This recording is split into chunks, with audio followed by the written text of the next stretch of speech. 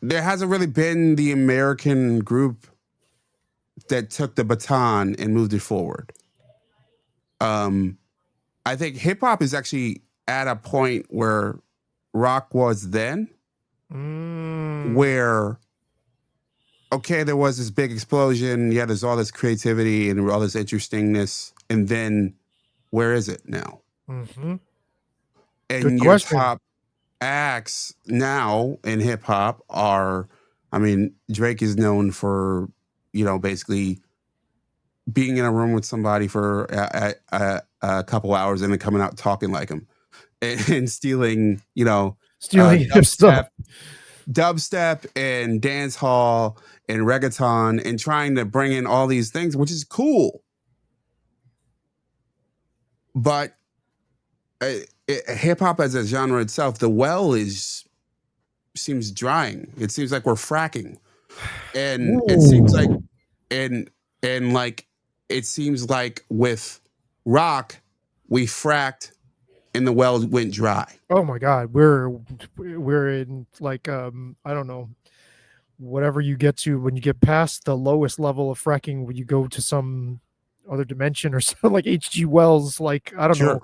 because well, in terms of so in terms of the mainstream sort of mass appeal stuff, I would say yes. There's a lot of sort of self cannibalizing in both of these forms. Like they are just reaching back and redigesting their existing vocabulary and just drawing from that, almost like both forms of music mainstream wise are just almost like undead.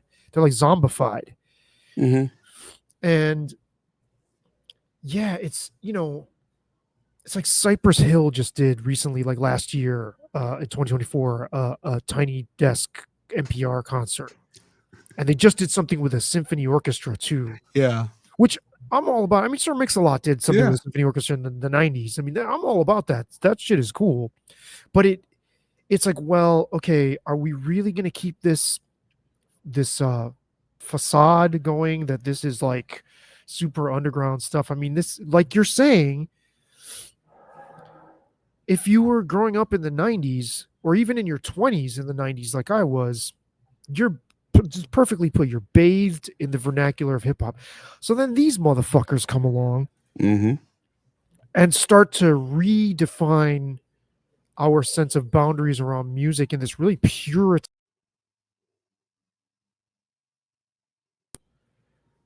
like, oh well, that's I am. And it's like, why, what is the point of that? And if we tie this back to Jonathan Haidt, why have we become a Puritan, or why are we why have we become a Puritan culture with respect to music, or why are our Puritan roots just exploding on our faces like an acne problem over music in this way? Because I think the Puritanism has always been there in American culture, just ticking away, right? This is just another expression of it.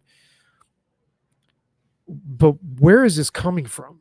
Even to the point where, like, now, how many years into Fat Joe's career? How many years into Fat Joe's career is he only now being taken to task because he says nigga? Mm-hmm. And now, it was a big thing, maybe about a month ago or something, like, and it's like, all right, what are we doing here? Why are we combing through? And to that end, if we're going to disparage whiteness as much as the people in my line of work love to do, they love doing that, and we're going to fetishize and exalt blackness in this way that I think is really destructive. I mean, we're overlooking the fact that, sorry, once you get into the mid 70s, rock is white, and it's wanted. Like, it's not wanted where I grew up, other than from a few people who are just exceptions. It's not even like we don't have access to this music because of racism. We don't fucking want that music. Like, you were probably an exception in your neighborhood listening to rock. Without a doubt. Like, yeah, I was, and my brother was. There was a lot of gospel, a little bit of jazz, not much. Very little, I'm sure. Um, Tons of hip hop, a little bit of pop. You're very big, top end, like you heard the Spice Girls everywhere. Like it was like there's no, you heard of bop. Yeah. You but it was not bop was sort of, on the outside, and just, in my neighborhood. That's awesome. That's so funny. That's so funny. I mean, It's fascinating. I mean, because some of us, most people don't know. Like I grew up in a housing project most of my childhood, and uh, and I remember walking through and hearing "Wannabe," and like I don't know, was it 96, 97? I'm walking through the courtyard to the house from the basketball courts, and I'm hearing "Wannabe," and I'm like, that's different. wow. There are just some stuff that crosses over. And Sure. there was always a song or two or maybe three a year that did. And Wannabe was certainly one of them. Did you play basketball? Poorly. Okay, but you still tried. Of course. Okay. I'm a black man. It's a requirement. How much shit did you get for not being very good at it? A lot. Okay, yeah, that's what I thought. That's what I thought. I remember somebody, this guy, who friend of mine from college, or when I was in college, he played guitar. He's like, "You're from the Bronx and you don't play basketball?" I was like, "Yes, I don't play basketball." But see, what did your brother turn you on to? What groups was he rocking? What rock music was he into? He loved Buddy Holly. Oh, okay. Whoa. Yeah. He loved Stevie Ray Vaughan. Okay. He loved BB King. He was the first person to play the Wallflowers for me. He had their first album before they blew. Okay. Wow. Okay. So he was sort of he loved he didn't love 80s rock so much. He loved Dylan. He loved or I'm trying to think of the other one. They died in a plane crash.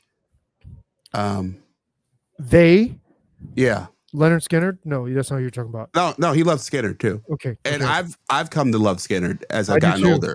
It's just like there's something that's infectious about them. But they're not who I mean. Stevie Allman Ray Brothers Vaughan- was on his list. Okay. But his go-to was Jimmy, and Okay. Jimmy and Stevie Ray Vaughan. Okay. Right, because Stevie Ray Vaughan loved Jimi Hendrix to death. Yeah.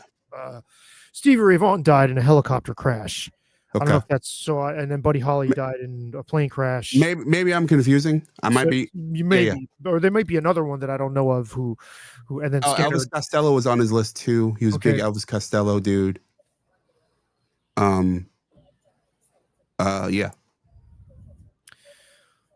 Yeah, I mean, so that's similar to my brother. Definitely was not into rock music, but these older guys were like older brothers to me, and I had already found this stuff on my own, and then they introduced me to other stuff. And I mean, I always tell this story. The same guy that introduced me to Jimi Hendrix also introduced me to the Sex Pistols, to Eddie Palmieri, the Latin percussion player, and Max Roach, the jazz drummer. Cool. The same guy. And that guy also introduced me to Rush and Motley Crue. Wow. So that's just gives you a sense of where we were. Another, like his best friend on my block, they're at the same age. That dude introduced me to Depeche Mode, Steely Dan, brought Public Enemy to our block. It was the first one to rock a Public Enemy album, and introduced me to Straight Outta Compton. Interesting. Yeah. Okay. That's a mix. And almost all of us loved the shit out of Rush. Yeah. Well, Uh, it's when I think of Rush, I think giant. You know what I mean? I think stadium. I think big, big, overwhelming, immersive sound. Not so much stadiums here, but they were an arena rock act that was on the radio. By the time I was, you get to 1984, I'm 11 or going on 12. Yeah. And when 84, 85 is when my friend Wilson Rodriguez, I've mentioned him many times in other places because I was standing in the doorway of my mother's the apartment I grew up in, and he was there with his Walkman, and he put the headphones on my head and played me Tom Sawyer. And because I was like super into Van Halen, which I still am, and he was like, okay, that's great. He liked Van Halen too. He's like, but just listen to this. I will never forget that moment in my life. Like Mm-hmm. literally put headphones on my head, press play, and instantly I was like, oh shit, you know. You had a And literal Garden State moment. yes, if you must put it in the hate, and I don't like that fucking "I love you, man" shit either. I hate that stuff. I'm really uptight about shit like that. Can't stand "I love you, man" and all that nonsense. But yes, for all intents and purposes, yes. This And moment changed Savvy's life.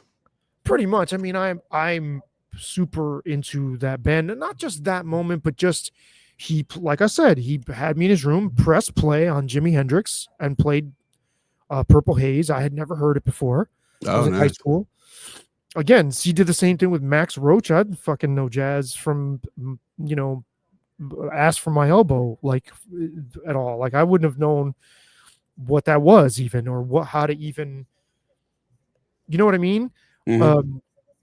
And that's super, super important. I don't know if we have that so much even anymore I'm sure we have kids trading playlists.